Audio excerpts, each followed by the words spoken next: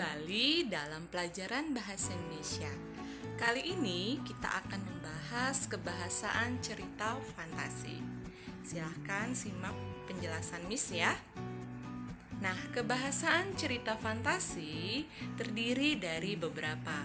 Yang pertama yaitu kata ganti orang, kata bermakna kiasan dan makna khusus, kata pencerapan panca indera, dialog atau percakapan, kata sambung urutan waktu, dan ungkapan keterkejutan. Nah, kita bahas satu persatu ya. Kata ganti orang adalah kata ganti yang digunakan untuk menggantikan kata benda orang dengan kata benda lain. Seperti contohnya, aku, mereka, dia, Budi, Doni, kami, dan lain sebagainya. Nah, bisa juga kamu lihat contoh yang Miss berikan di kolom seperti ini. Kata ganti orang pertama, tunggal dan jamak. Nah, dikatakan tunggal yaitu sendiri hanya satu, sedangkan jamak lebih dari satu. Untuk kata ganti orang pertama, kata tunggal atau kata gantinya yaitu saya, aku, daku. Untuk kata ganti orang dalam hal jamak, bentuk jamak yaitu kita dan kami. Kata ganti orang kedua, tunggal, kamu, Anda, kau. Kata ganti orang kedua jamak, kalian, kamu, sekalian. Dan yang ketiga, kata ganti orang ketiga, tunggal, ia, dia, beliau, dan jamaknya adalah mereka. Yang kedua, kata bermakna kiasan dan makna khusus.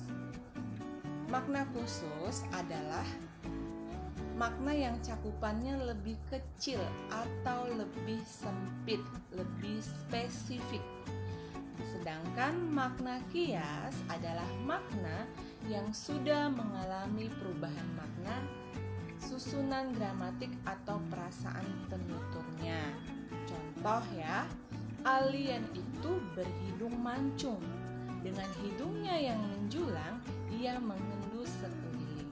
Nah, coba kamu perhatikan kata yang Miss tandai warna merah. Hidungnya yang menjulang. Maksudnya di sini si penulis mau menyampaikan alien tersebut berhidung mancung. Nah, untuk mengatakan hidung mancung, dia memilih atau menggunakan makna khusus yaitu hidungnya yang menjulang. Maksudnya hidung yang menjulang di sini adalah hidung si alien yang sangat mancung sehingga si penutur atau si penulis menyampaikan memilih kata menjulang untuk menyatakan hidung yang mancung.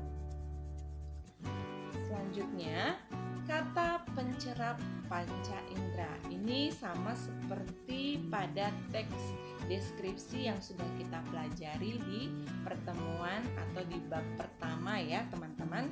Masih ingat? Ya, masih ingat ya. Nah, di dalam teks atau di dalam cerita fantasi, kata pencerapan panca indera ini penggunaannya berfungsi untuk mendeskripsikan latar. Nah, latar itu ada 3, waktu, latar tempat, dan latar suasana. Kita langsung ke contohnya. Nah, perhatikan contohnya.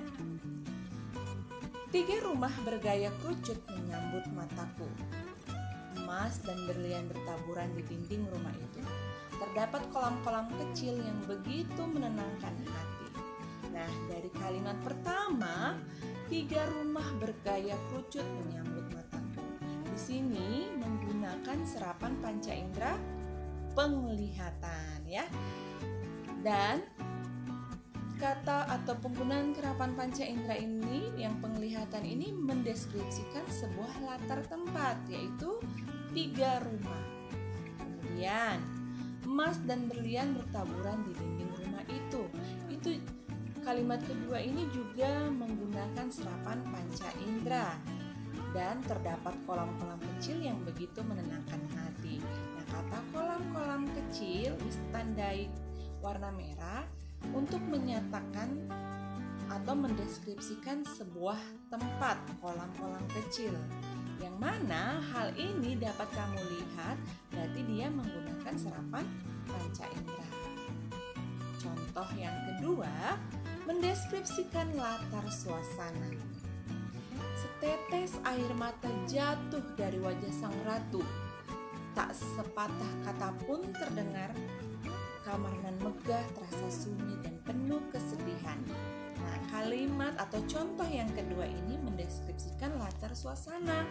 Ditandai dengan kata atau penulisan warna merah. Terasa sunyi dan penuh kesedihan.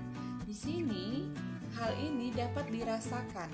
Ya, dapat dirasakan atau menggunakan indera perasa. Maka dikatakanlah contoh terasa sunyi dan penuh kesedihan ini menggunakan pencerapan panca indera yang mendeskripsikan latar suasana. Kita lanjut teman-teman.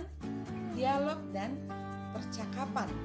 Nah, dialog dalam cerita fantasi merupakan percakapan antar tokoh. Dan dialog merupakan kalimat langsung. Kalimat langsung adalah kalimat yang ditulis sesuai dengan ujaran yang disampaikan seseorang. Contoh, raksasa itu mengejar kita, teriak Bima ketakutan. Kemudian, kalau kamu perhatikan contoh yang pertama, berarti Bima ini melakukan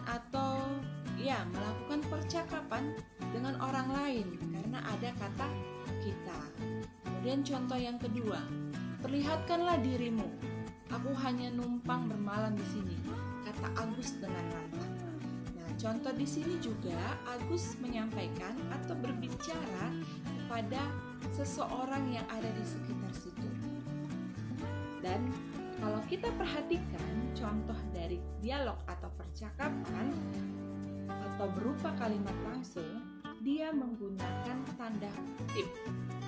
Tanda kutip atau tanda petik ya, tanda petik 2. Untuk penulisan kalimat langsung bisa juga kamu lihat dalam contoh atau dalam pembahasan yang ada di buku bos kamu. Selanjutnya, ungkapan keterkejutan. Nah, ungkapan terkejutan ini berfungsi untuk dimulainya masalah ya. Kita masuk saja ke contoh teman-teman.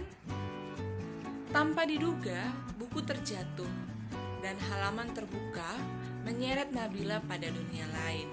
Nah, ada kata tanpa diduga. Ini merupakan suatu ungkapan keterkejutan yang membuat si Nabila, dalam hal ini membuat si Nabila terseret pada dunia lain. Kemudian tiba-tiba seorang alien yang berukuran lebih besar datang. Nah, ada ungkapan keterkejutannya di situ, yaitu kata tiba-tiba. Dan yang terakhir teman-teman, kata sambung urutan waktu.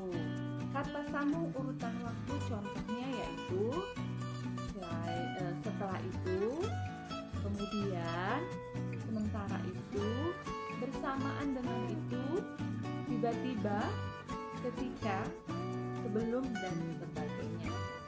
Nah, penggunaan kata sambung urutan waktu ini menandakan datangnya tokoh lain atau perubahan latar. Ya, contohnya, setelah buku terbuka, aku terseret pada masa lampau. Nah, kata sambung dalam contoh yang pertama ini yaitu setelah. Setelah buku terbuka, aku terseret pada masa lampau. Nah, di sini ada menandakan sebuah kejadian atau menandakan sebuah perubahan latar. Dari awalnya dia mungkin ada di sebuah tempat atau di sebuah perpustakaan, tiba-tiba dia berada atau terseret pada masa lampau. Kemudian yang kedua, akhirnya Bima dapat menyelamatkan diri dari tekanan raksasa. Nah, di sini kata sambung urutan waktunya adalah akhirnya. Dan dalam contoh yang kedua, terdapat kata sambung urutan waktu. Bima dapat menyelamatkan diri dari terkaman raksasa. Ya, ada menandakan datangnya tokoh atau perubahan latar. Dari sebelumnya Bima berada di tempat yang sangat menegangkan atau sangat menakutkan, tiba-tiba dia sudah berada di tempat yang aman. Nah, itu dia penggunaan kata sambung urutan waktu untuk menandakan perubahan latar atau menandakan datangnya tokoh lain. Nah, teman-teman, sekian penjelasan Miss mengenai kebahasaan cerita fantasi. Nah, Miss harap kamu semua dapat paham, dapat mengikuti penjelasan Miss dengan baik. Dan untuk pertemuan selanjutnya akan kita bahas kembali mengenai contoh-contoh kebahasaan cerita fantasi dalam teks cerita fantasi.